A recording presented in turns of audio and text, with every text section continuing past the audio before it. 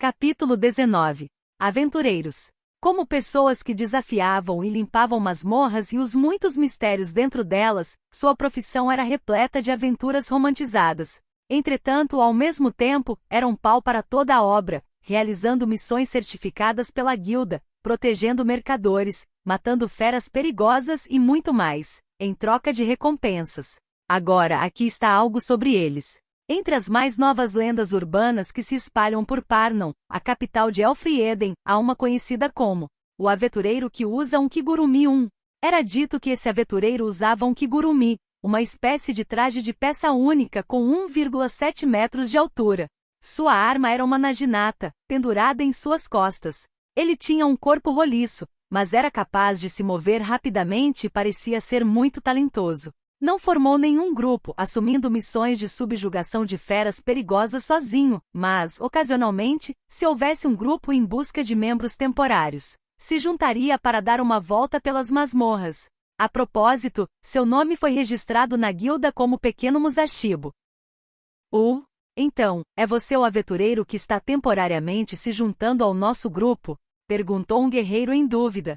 Um kigurumi rechonchudo estava parado na frente do quadro de missões na guilda. Ele estava diante de um grupo de 4 aventureiros, composição do grupo, um guerreiro, um sacerdote, uma ladra e uma maga. Nas mãos dele estava uma naginata, nas costas uma cesta de vime, seu rosto coberto de seda branca, na verdade estava costurado, e os olhos de bolota e sobrancelhas espessas que se projetavam disso eram adoráveis. Quem era ele? Era um homem de neve? Era um boneco de base arredondada? Não, ele era o Pequeno Musashibo. O Pequeno Musashibo agitou os braços freneticamente, querendo dizer: isso mesmo ponto. Ah, será que você é o aventureiro kigurumi do qual as pessoas têm falado? Perguntou Desse. Ele era um espadachim com um rosto atraente que conseguiria um lugar fácil em uma boy band. O Pequeno Musashibo balançou a cabeça. Vê, você é. A expressão de Desse tornou-se um pouco tensa. Considerando a aparência pateta do Pequeno Musashibo, era uma reação a se esperar. O resto de seus camaradas também pareciam perplexos. Ah, vamos lá, sei que estamos precisando de gente para a linha de frente, mas precisamos mesmo de um cara assim? Questionou uma bela jovem cujos olhos desafiadores deixaram uma forte impressão. Sua voz estava cheia de veneno. Essa garota com um senso de moda meio punk era ladra, Yuno.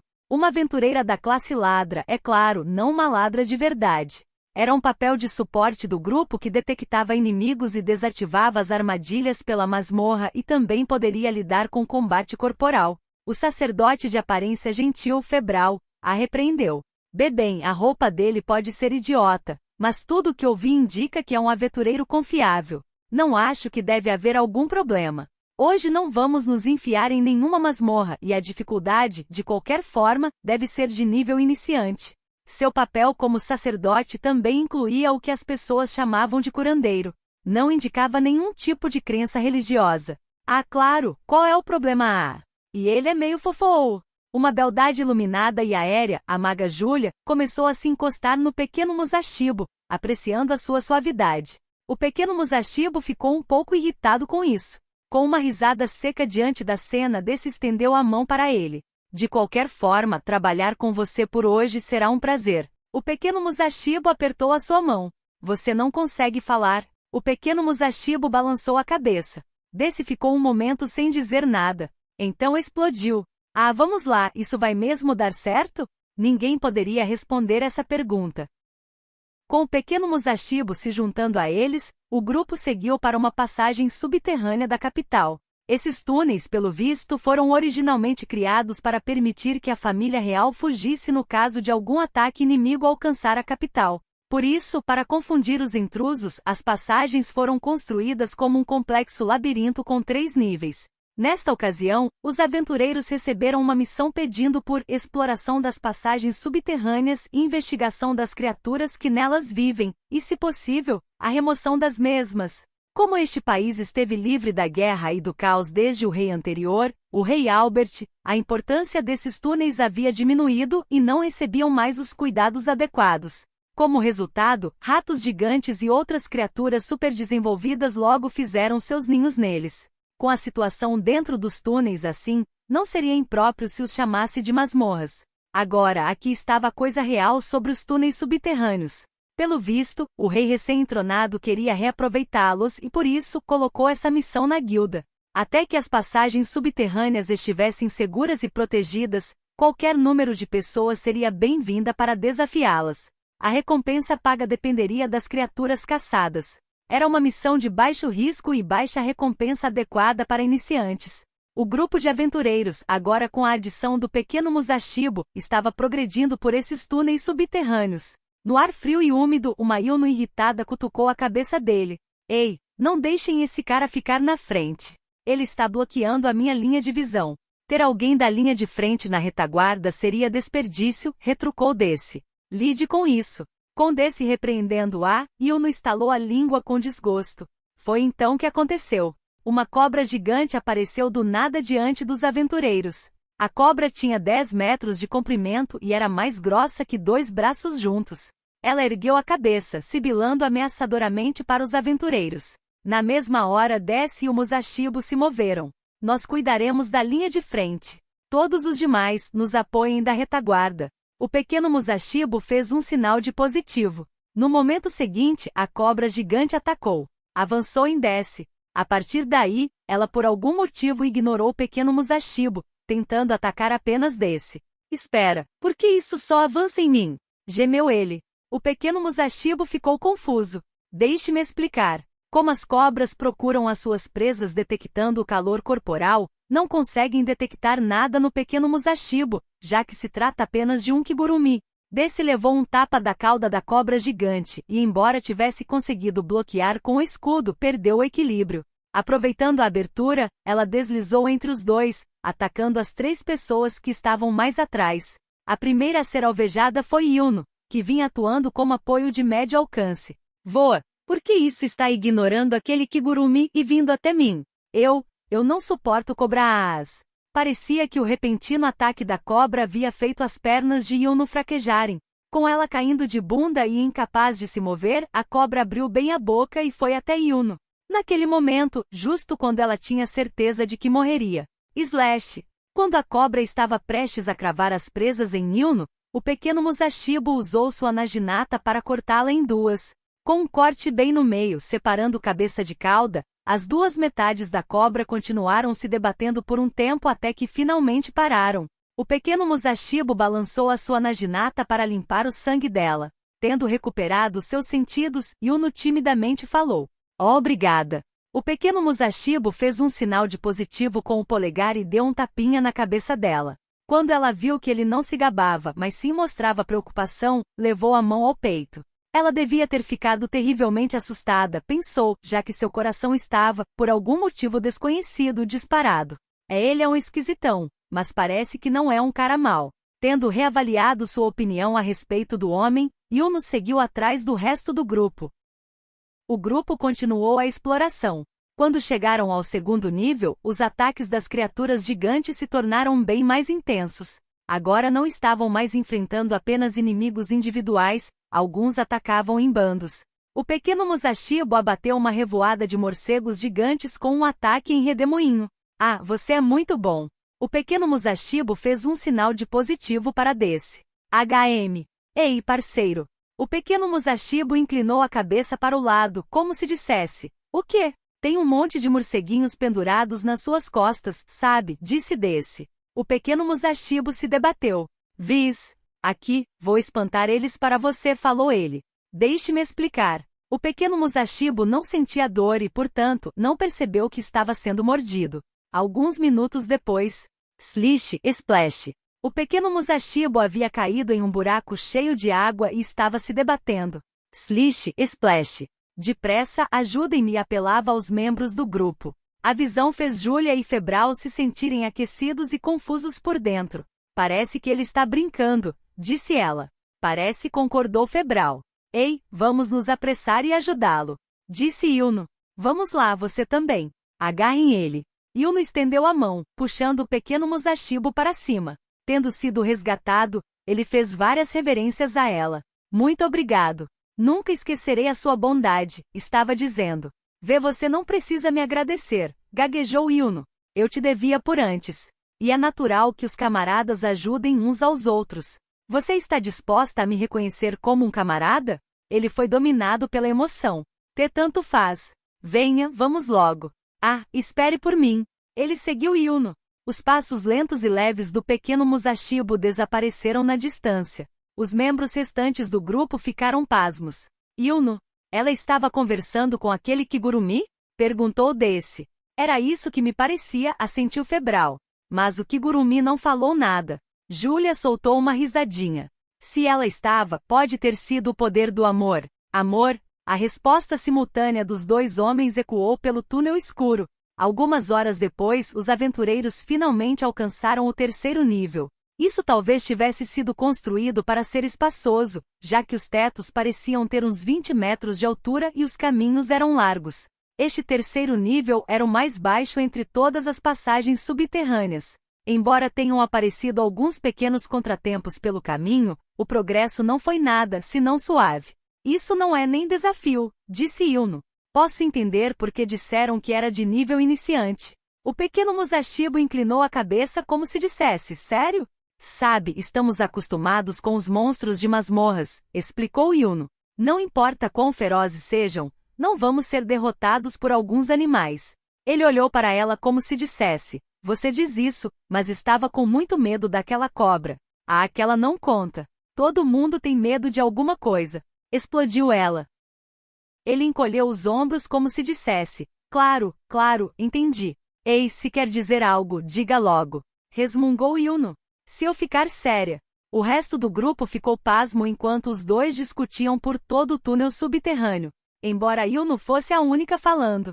Sério, como é que funciona essa conversa? Perguntou Desse. Estou inclinado a acreditar na sugestão de amor da Julia, falou Febral. E então aconteceu. Hein? Fiquem todos em guarda. Gritou Yuno. A atmosfera relaxada foi soprada para longe e todos se posicionaram para uma batalha. A maneira como podiam fazer isso, igual se apertassem um botão, era parte do que os tornava aventureiros tão impressionantes. Desse perguntou. Yuno, quantos são? Respondeu ela. Mas é incrivelmente grande. Ladrões tinham sentidos aguçados e podiam se aproveitar do menor som ou vibração para julgar o número e tamanho exato dos oponentes. De quão grande estamos falando? Perguntou Desse. Aquela cobra gigante não serve nem para comparação, respondeu ela. Esta é apenas uma passagem subterrânea, certo? Perguntou Julia. Por que há algo tão grande aqui? E Febral respondeu. Ouvi dizer que em espaços subterrâneos assim, as criaturas podem crescer até tamanhos que seriam inimagináveis em circunstâncias normais. Uma vez que alcançam certo tamanho, não tem mais predadores naturais e como as temperaturas permanecem iguais durante o ano todo, ao invés de morrer, continuam simplesmente crescendo. Então está dizendo que à frente há algo que ficou grande assim? Perguntou Desse. No momento em que essas palavras deixaram a sua boca, o ar tremeu. Não era preciso ter as habilidades de um ladrão para saber que o enorme seja lá o que fosse estava quase sobre eles. Está vindo! Gritou Yuno. A criatura apareceu. Seu corpo maciço batia quase no teto, que já era bem alto para um túnel subterrâneo. Tinha pele viscosa e ao contrário da boca que parecia ser capaz de abrir muito, os olhos eram tão pequenos que a princípio nem dava para perceber o que eram. Uma salamandra. Gritaram os quatro ao mesmo tempo. Só uma pessoa, o pequeno Musashibo disse. Uma salamandra ridiculamente enorme? Sua reação foi diferente dos demais. Desse não conseguia acreditar em seus olhos. Ah, vamos lá. As salamandras normalmente têm só uns 2 metros de comprimento no máximo, sabia? As salamandras deste mundo são geralmente do tamanho de dragões de Komodo? O pequeno Musashibo ficou surpreso, mas ninguém percebeu. Esta claramente parece ter mais de 10 metros de comprimento, disse Desse. E pensar que podem crescer e ficar tão grandes, Febral parecia impressionado. Entretanto, é um problema que seja uma salamandra. Seu muco é extremamente ácido. Atacar com armas de curto alcance seria perigoso, e ela é resistente ao calor. Por outro lado, se pudermos congelá-la, pode ser uma luta fácil. Não temos ninguém capaz de usar magia de gelo, disse Desse. Se as chamas funcionassem, Julia poderia resolver tudo com a magia dela, mas... E quanto a você, Sr. Kigurumi? Ele balançou a cabeça. Bem, então não temos opções. Vamos correr, disse Desse, o líder do grupo, pedindo por uma retirada. Nossa missão era explorar e investigar. Não precisamos extrapolar. Se só relatarmos que encontramos aquela coisa, o castelo deve ser capaz de enviar uma equipe de subjugação. Entendo o que você está dizendo, mas podemos escapar com essa facilidade toda? Perguntou Febral. Conforme Febral apontou, a salamandra tinha focado a sua mira nos aventureiros. Desse cerrou os dentes, erguendo o escudo e avançando. Precisamos nos separar. Febral e Júlia são os mais rápidos, então vão primeiro. Yuno não tem muito equipamento, então ela pode ir depois. Senhor Kigurumi, posso contar com você para me acompanhar na retaguarda? Okidoki. Ele fez um sinal de positivo. Certo. Separem. Todos se mexeram assim que Desse deu a ordem. Febral e Júlia correram de volta pelo caminho de onde tinham vindo, enquanto Desse e o pequeno Musashibo ficavam para trás, controlando a salamandra. Yuno fazia bom uso das pernas, correndo agilmente e confundindo-a. A salamandra tentou ir atrás dos dois que fugiram, mas com Desse e o pequeno Musashibo bloqueando e os movimentos de Yuno a desorientando, não conseguiu avançar muito. Eventualmente, ela devia ter ficado impaciente, já que soltou um grito e balançou a sua enorme cauda. Quando isso aconteceu, o muco aderido à cauda voou para todos os lados. Ah, merda! Ei, atenção! Gritou Desse. Ek! Gritou Júlia. Aquele muco extremamente ácido caiu como chuva e acertou os aventureiros. Aquilo grudou no escudo de Desse, no peitoral de Yuno, na parte inferior das vestes de Febral e na saia de Júlia, sibilando e exalando um cheiro desagradável ao dissolver o tecido e o metal. O muco da salamandra também derrete carne. Tirem qualquer equipamento em que tenha respingado, gritou Febral enquanto tirava as vestes. Ao ouvir isso, Desse largou o escudo e Júlia tirou a saia, começando a correr com a calcinha à mostra. Espera, acertou o meu peitoral, gritou Yuno. Bem, então anda logo e tira isso. Se não fizer isso, pode esquecer os seios, você vai mostrar até o osso das costelas. Gritou Desse. Uig! Após esse grito, Yuno tirou o peitoral e a camisa, ficando de topless. Ela fez o possível para se cobrir com o braço direito enquanto segurava a espada curta com o esquerdo, mas estava ficando vermelha de tanta vergonha. Yuno, vai logo. Senhor Kigurumi, você está bem? Assim que Desse confirmou que Yuno havia começado a correr, olhou para o pequeno Musashibo só para se deparar com o seu rosto coberto por muco. Ei! O que você está fazendo? Tire já esse Kigurumi. Apesar das preocupações de Desse, o pequeno Musashibo balançou a cabeça de um lado para o outro. Olhando mais de perto, embora estivesse cheio de muco, não havia qualquer sinal de derretimento. Espera aí, o seu Kigurumi é resistente a ácido? Perguntou Desse. O pequeno Musashibo fez um sinal de positivo. Deixe-me explicar. Para a pele do pequeno Musashibo, seu criador abastado não teve dó de dinheiro, já que não tinha nada com que gastar, e por isso era feita com fibras especiais de alta qualidade, à prova de lâminas e balas, resistente ao frio e calor e também ao ácido. Por um momento Desse ficou mudo. Ah! Certo, em mais 10 segundos também vamos correr. Prepare-se. 3, 2, 1. Ao chegar no 1, os dois giraram nos calcanhares e fugiram. A salamandra deu início à perseguição. Entretanto, talvez graças ao tamanho do seu corpo maciço, ela não era muito rápida. Assim que começaram a pensar podemos conseguir escapar, a salamandra balançou a cauda mais uma vez. Por ter feito isso desta vez correndo, o muco voou em direções aleatórias. Uivou Yuno. Yuno! Gritou Desse. O muco não atingiu Desse nem o Musashibo, mas infelizmente atingiu a perna de Yuno. Ela se agachou, segurando a perna com força. Parecia que não conseguiria se mover graças à dor extrema. Nesse ritmo seriam alcançados. Foi então que o pequeno Musashibo correu para a frente. Uva! Gritou Yuno. O pequeno Musashibo a ergueu em seus braços, jogando-a na cesta de vime em suas costas. Então, com Yuno ainda na cesta, o pequeno Musashibo saiu correndo com passos lentos e leves. Yuno enfiou a cabeça para fora da cesta, olhando de perfil para o rosto do pequeno Musashibo enquanto corria. Obrigada. O pequeno Musashibo fez um sinal de positivo. Então, bem a tempo, Desse e ele correram por um buraco estreito. Tendo terminado a difícil fuga da salamandra e retornando à superfície, os aventureiros fizeram o seu relatório na guilda. Já que não obtiveram sucesso ao matar a salamandra, seu relatório de avistamento foi considerado válido, e receberam uma boa quantia por isso. Parecia que uma força de subjugação em breve seria enviada para lidar com aquela salamandra. Independentemente disso, a missão estava concluída. Com a recompensa em mãos, o grupo decidiu dividir os despojos. Entretanto, por algum motivo, o pequeno Musashibo não fez nenhuma tentativa de tomar algo para si. Desse não sabia o que fazer. Isso não é justo, te devemos por ter salvo a Yuno. Por favor, aceite a sua parte, implorou Desse. O pequeno Musashibo balançou a cabeça em silêncio. Tem certeza de que não quer nada? O pequeno Musashibo balançou a cabeça. Então acenou até mais.